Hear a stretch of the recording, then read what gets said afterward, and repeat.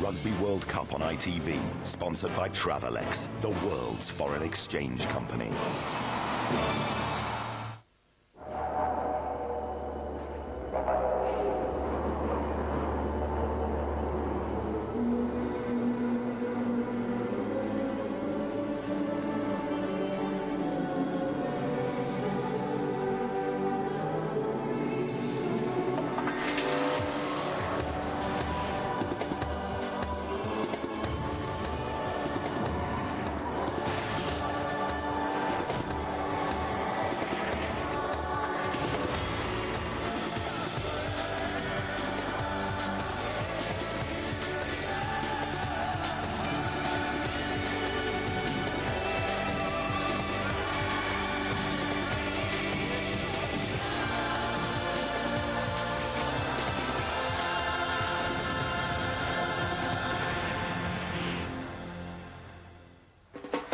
Canada against Italy, with Wales hoping for a favour from the Canucks. We'll bring you the best action from one of the closest matches in the tournament so far. Plus, sightings, hamstrings and downings. We'll have all the latest news from Down Under.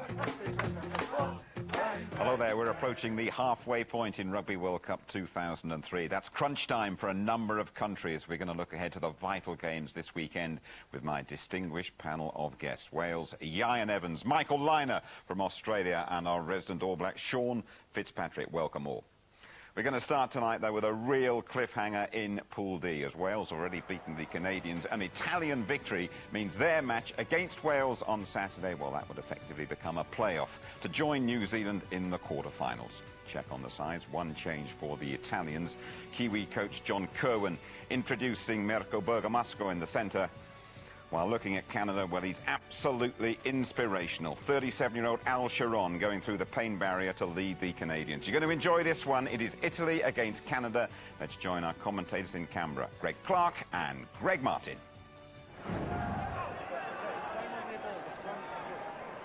Plum position, and they've stacked the blind side on the left, the Canadians. Hold only.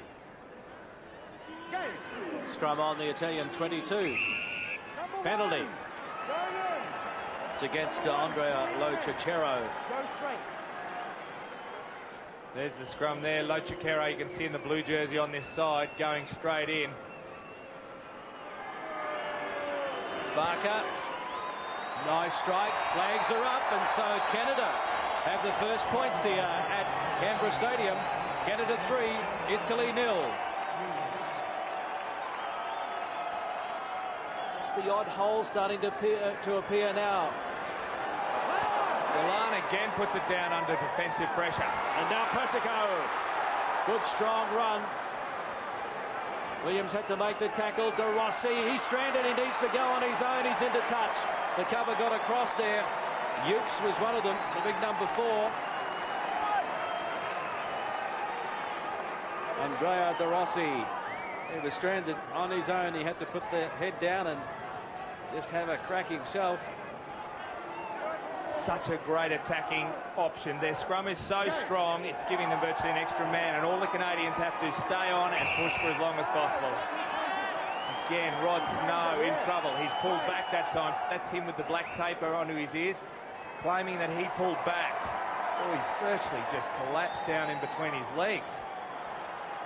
Rain falling again at Canberra Stadium, and Rimo Wakarua, it's there.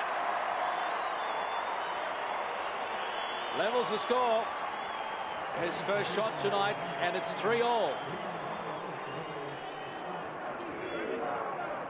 Almost 30 minutes gone. Pool D in Canberra. Delan wrapped up there by Williams. Advantage being played here for Italy. Dennis Delan had come from the blindside wing, and what had happened, the Canadians came from the side. 38 metres back, almost in front.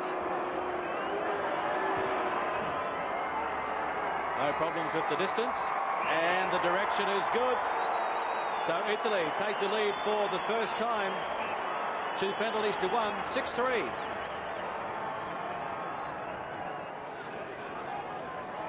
De Rossi, Head down, straight through. De Rossi. Up to the 22. Support arrives, and they cough it up, and so a counter-attack here. Stanley just pulled down from behind by Persico.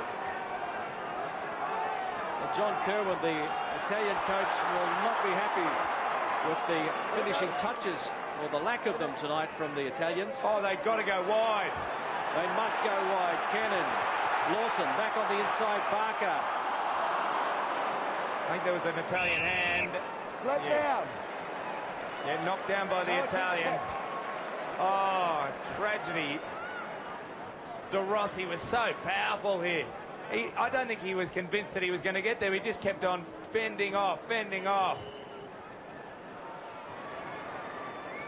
The man who has kicked 33 goals in succession. One's all they need.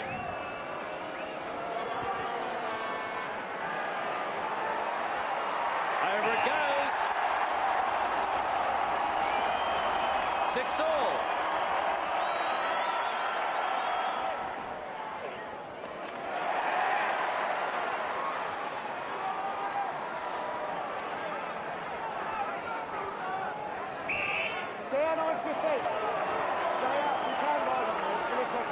Penalty to Italy now. Chance for Italia to hit back straight away. Candariba, Wakarua. Edge Italy ahead at half-time. Strikes it well. Direction is good. Flags are up.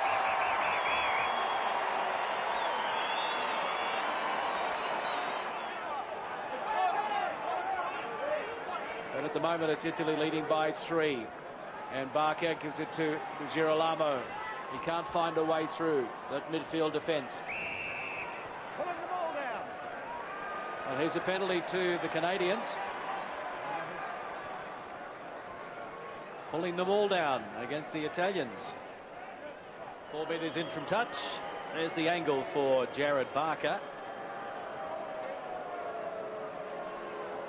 It looks to all the world like he's got it pointed way out to the right.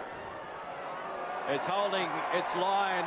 It's going to creep in to the left of the upright, the left-hand upright, or to the right of that, you know what I mean. It's 9-all. Italy on the charge. Wakarua needs support, pops it up. Now the big number 8, Delapay, dives in very low. Did he get it down? We're going to go up to the video referee, the television match official, I think.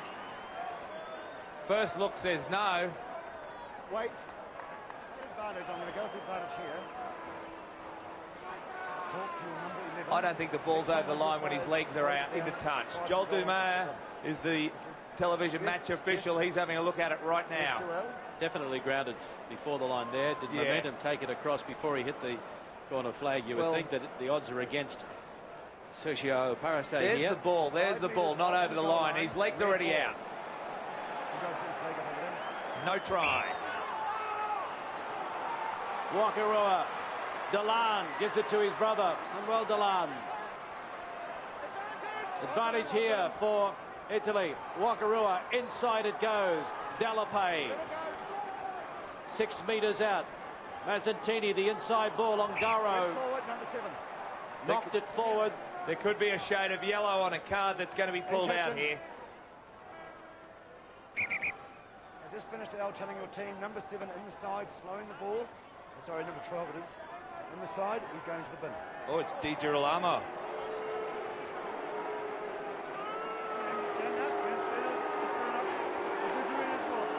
Don't worry, I'm going to well. Let's go. Gee, it's a decisive time to lose a man to the sin bin. One man down at a time where they've been defending vigorously. They'll be tied. Wakarua. Flags are up. Italy. They're up by 12 points to 9. Steady, yep. They want to go on with it here. It's been disappointing for them without a win. But now with that scrum, it's now going to pay against the run of play. The Italians scored the first try here, and it came after the Canadians won the scrum but they couldn't control the ball after it popped out. Well, there was also a kick through there by Mazzantini, the halfback for Italia. I'd love to have a look to see whether that was legal. Parise it was, the number 8, Sergio Parise. Have a look at it here. The ball sits at the feet of Josh Jackson, kicked through by Mazzantini, and then to Parise, the big boy, only a young fella, 20 years of age, so powerful. That is a super try from a number 8.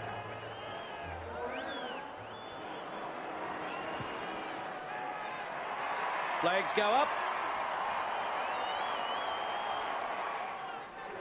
Very pertinent that we go to a photo, go to the pictures of Di Girolamo there inside centre, sitting on the bench. He's one of the players who would have plugged that hole that Parise was able to run through to score his try. Lawson with the throw in. Have a look at that pressure there. Number 4, It's against Santiago Delape, the number 4.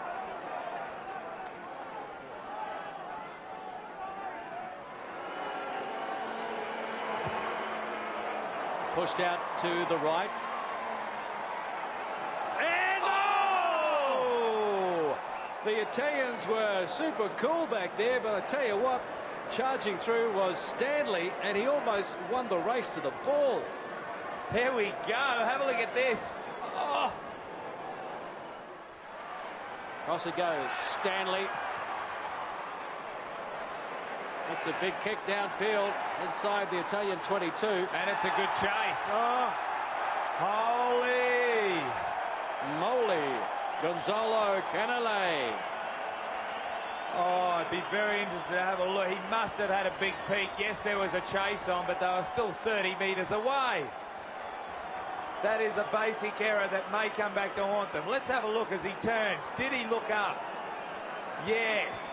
Yes, yes, guilty. The Italians not going on with it, though. And the Canadians looking to hit back. Stanley, Lockheed. And now Fife! Fife! Oh, that's a try! Quentin Fife! And the Canadians are back in business. And this game has come alive in the second half. Came from the mistake by the Italian fullback, Gonzalo Canale. And the opposition fullback, the Australian-born Quentin Fife, born in Gosford. From Calgary Irish, has scored his second test try and only his third international. 1914, Italy over Canada. Time for a little bit of a committee meeting here. You've got to think, take the points, and then another penalty will get you a win. 2 penalties gets them up here.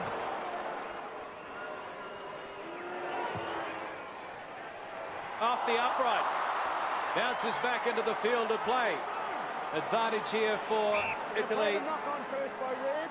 Blue, you're lucky off your feet. Have a look at the faces. But oh, it's hit the upright. Like the number 19. Cruel. Well, time is almost up. Somehow, they need to get to the other end of the field. Can the Canadians pull off a miracle, or will it be the Italians holding on? Williams. That's a 10-metre mark. Good clean out again by the Canadians. Barker, Cannon, Lockheed, end of touch. That's it. Italy hold on.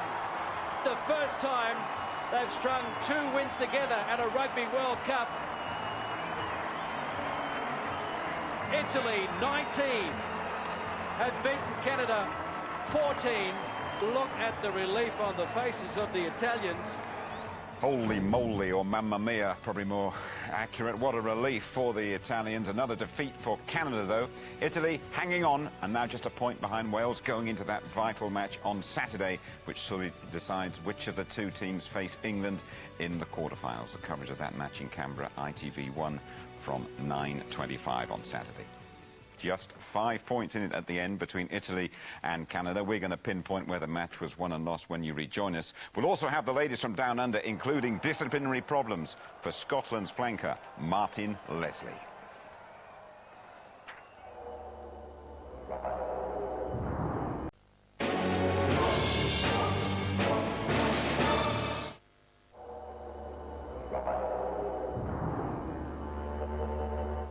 Never mind the quality, feel the excitement. Italy 19, Canada 40. Now, the Canadians got this amazing standoff. Barker, 91% record coming to the tournament. He kicks 3 out of 7 today. He has a better day. They win the game, don't they? Well, yeah, probably, but I do think the Italians almost lost that game rather than Canadians winning. It was a very nervous performance by the Italians. They lost a lot of ball. The support at the breakdown wasn't there. Big plus for the Italians. Their set pieces were very, very strong. And in the end, they just scraped through and lived to fight another day. Wales, Italy coming up at the weekend. You've been looking at some key areas in that game. Well, I looked at the comparative strengths and weaknesses of both sides, and Wales would have been heartened by some of the defensive frailties of Italy, particularly out wide. If Canada had a midfield general, they would have exposed, you know, far more gaps in Italian defence, to be honest, and a bit laboured the pass going across field. But you can see there are opportunities out wide there, and the Canadian try when he eventually came from a very simple midfield move, to be honest, and the Italian midfield defence has 6s and 7s.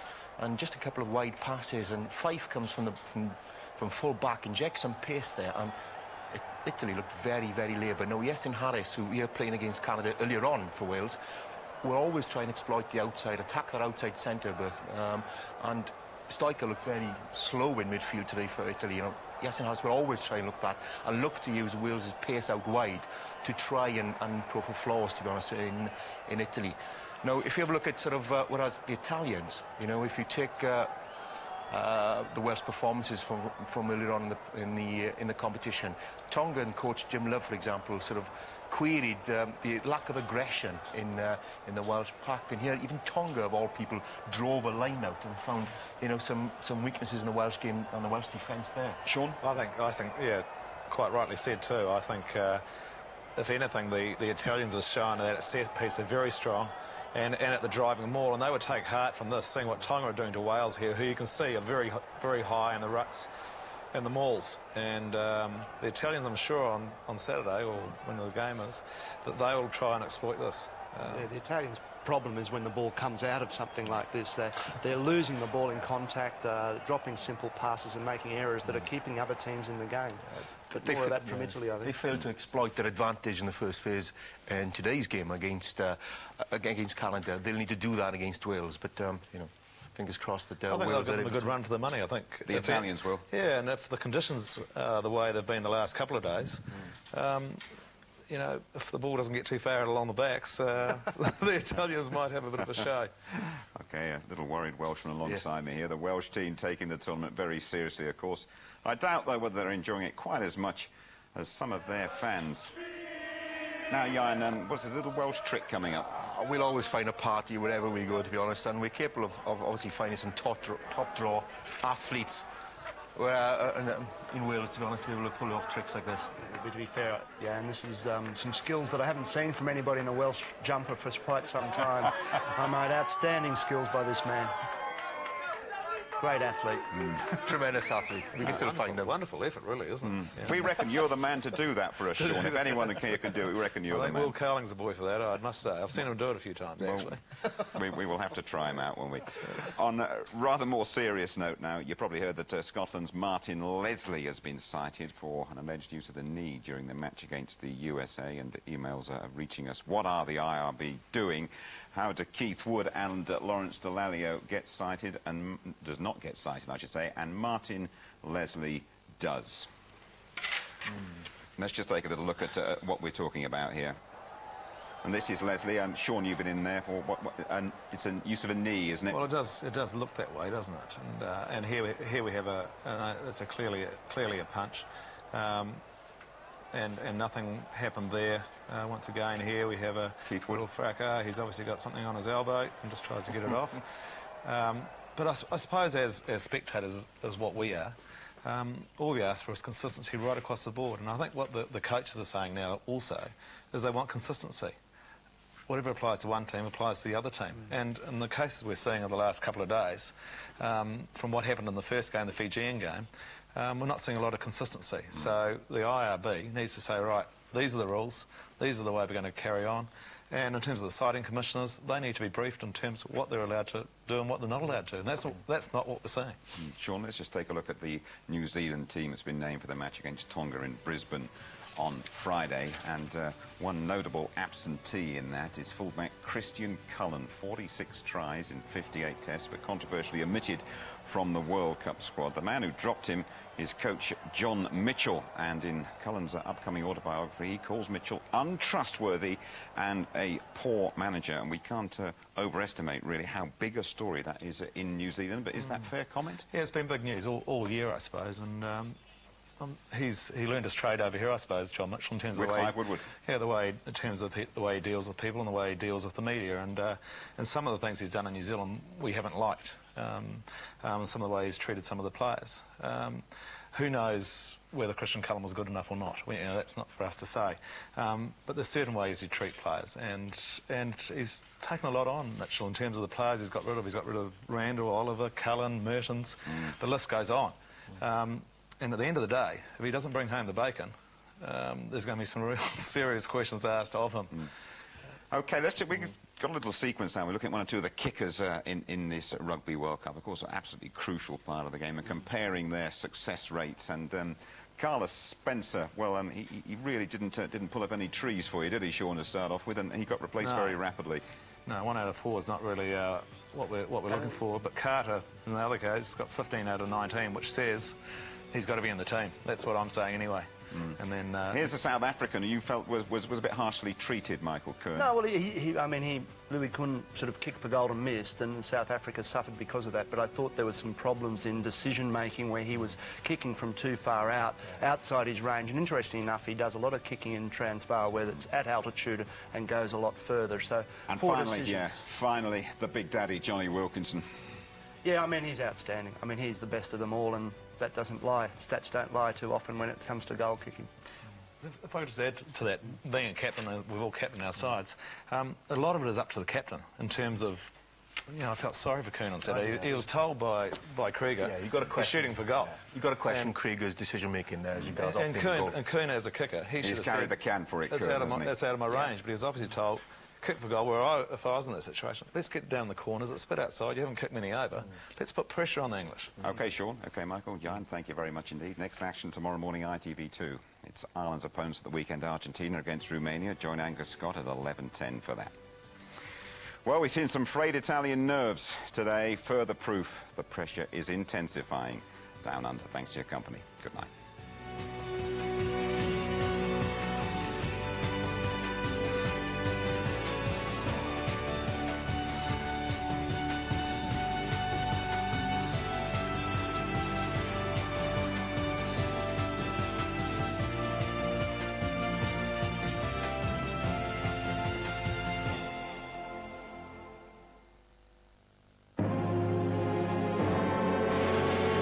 Rugby World Cup on ITV, sponsored by Travelex, the world's foreign exchange company. For tournament news, live audio and video highlights, visit itv.com/RWC.